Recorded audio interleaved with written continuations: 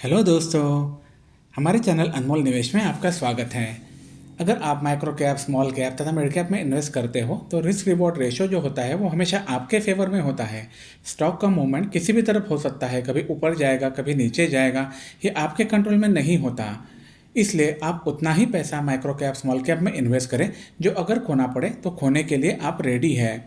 और अगर ऐसा रिस्क लेने से आपकी रात की नींद खराब हो जाती है तो बेहतर यही होगा कि आप ऐसा इन्वेस्टमेंट ना करें या फिर यह पैसा खोने की नौबत ही ना आए। इसलिए आप अपना खुद का रिसर्च करें और उसके बाद ही इन्वेस्ट करें। चॉइस आपका है। लेकिन आपने स्मॉल कैप, माइक्रो कैप में इन्वेस्ट किया है तो रिस्क जो होता है वो एकदम लिमिटेड हो जाता है। जितना आपने इन्वेस्ट किया है उतने तक ही सीमित रहता है, लेकिन इसमें रिटर्न्स मिलने की संभावना बहुत ज़्यादा होती है, क्योंकि आपके शेयर जब मल्टीबैगर बनते हैं तो आपके जो शेयर्स लॉस कर रहे हैं उनका पैसा तो आपका बना कर देते ही है, लेकिन उससे कई गुना ज़्यादा पैसा आपको बना कर देते हैं और आपका पोर्टफोलियो वैल्यू कई गुना बढ़ा देते हैं। लेकिन इन सब में एक बात ज़रूरी है कि आपके शेयर्स आपको लंबे समय तक होल्ड करना ज़रूरी होता है।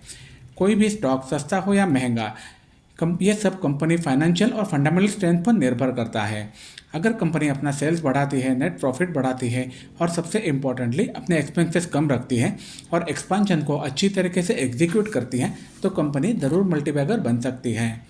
लार्ज कैप कंपनी का सेल्स प्रॉफिट काफ़ी बड़ा होने के कारण से जो ग्रोथ मेजर किया जाता है वो परसेंटेज में कम दिखता है और इसी के कारण से इनका ग्रोथ जो होता है वो स्टेडी होता है।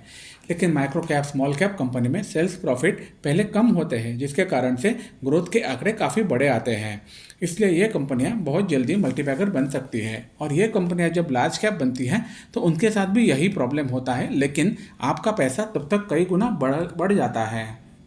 आज हम एक पेपर मैन्युफैक्चर करने वाली कंपनी की बात करेंगे जो माइक्रो कैप कंपनी है। इसका मार्केट कैप है 269 करोड़ रुपीज़, करंट प्राइस है 195, 52 वीक हाई है 260 और लो है 94।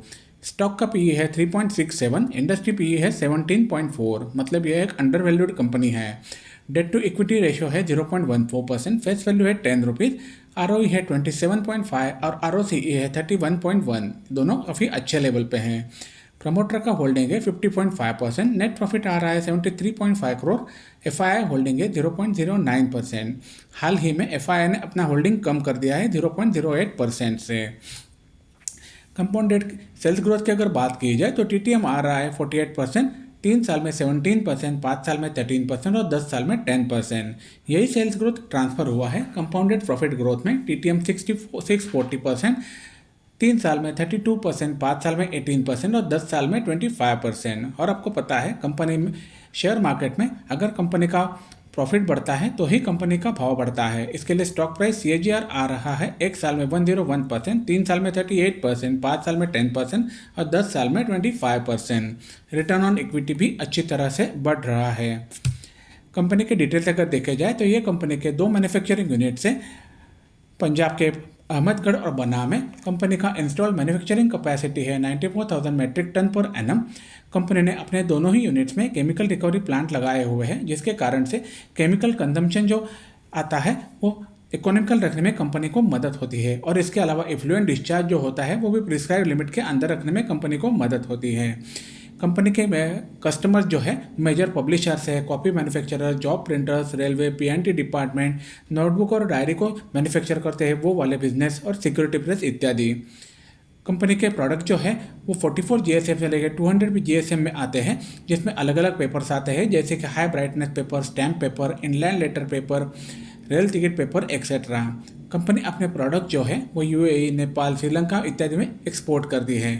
कंपनी का रेवेन्यू जो आता है फिलहाल 92% इंडिया से और 8% इंटरनेशनल से आ रहा है। कंपनी ने अपने मार्केटिंग नेटवर्क को भी अच्छा बढ़ाया हुआ है, 100 डीलर्स है इनके पूरे भारत भर में।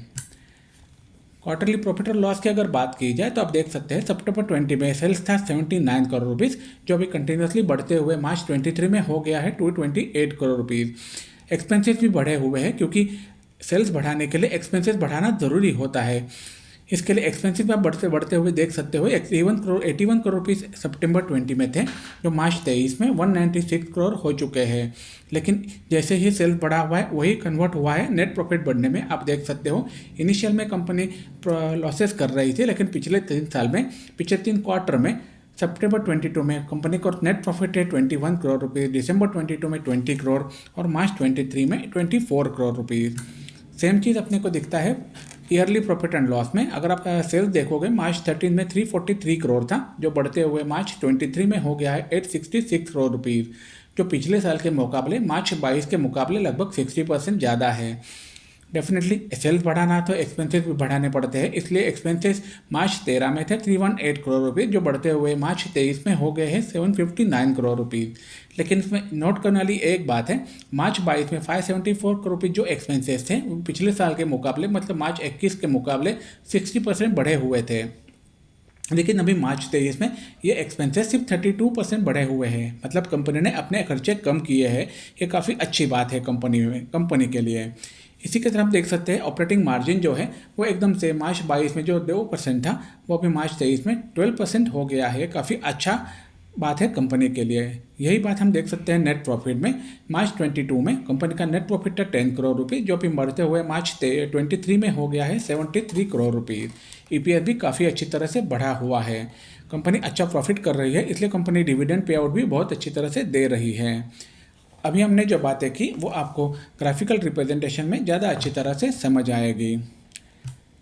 अगर कंपनी के बैलेंस शीट की बात की जाए तो आप देख सकते हैं मार्च 13 में कंपनी के रिजर्व थे 61 करोड़ रुपीज़, जो अभी बढ़ते हुए मार्च 23 में हो गए हैं 288 करोड़ रुपीज़, जो मार्च 22 के मुकाबले लगभग 30% ज़्यादा है। यह काफ़ी बड़ा जंप लगाया है कंपनी ने अपने रिजर्व में। और इसके साथ में आप देख सकते हैं मार्च 13 में कंपनी के बोरिंग थे 39 करोड़ रुपीज़, जो बढ़ते हुए मार्च 21 में हो गए थे 66 करोड़ रुपीज़, सबसे हाईएस्ट थे। उसके बाद में मार्च 22 में कंपनी ने अपने बोरिंग्स कम किए हैं 61 करोड़ रुपीज़, बाद में मार्च 23 में एकदम से कम किया है 42 करोड़ रुपीज़। ये बहुत अच्छी चीज़ है क्योंकि इसके कंपनी का इंटरेस्ट आउटफ्लो बचेगा और अल्टीमेटली नेट प्रॉफिट भी बढ़ेगा। अभी हमने जो बातें की वो आपको ग्राफिकल रिप्रेजेंटेशन में अच्छी तरह से समझ आएगी। कंपनी के शेयर होल्डिंग की अगर बात की जाए तो आप देख सकते हैं प्रमोटर्स के पास जून 20 में थे 50.53% है, जो अभी भी मार्च 23 में भी वही है।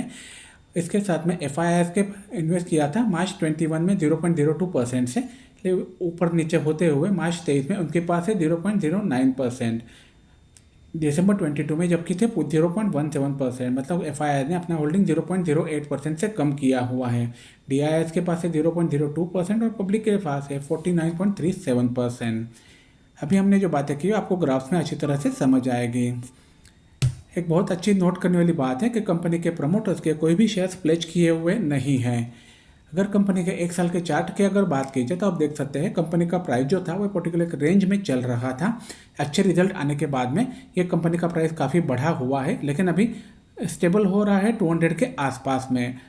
यही चीज़ हमें दिखती है जैन 18 में, जो कंपनी का प्रॉफिट काफ़ी अच्छी तरह से बढ़ा हुआ था। उसके कारण से प्राइस भी काफ़ी अच्छी तरह से ऑल टाइम हाई पे था, लेकिन उसके बाद में कंपनी का प्रॉफिट कम होते गया और उसके बाद में जैन 21 में एकदम नीचे आया था, जबकि ये कोविड काल था। उसके कारण से कंपनी का प्रॉफिट काफ़ी कम हुआ था, लेकिन उसके बाद में कंपनी अच्छी तरह से रिकवरी करते हुए अपना प्रॉफिट बढ़ा रही है। उसके कारण से ही कंपनी का प्राइस भी बढ़ रहा है।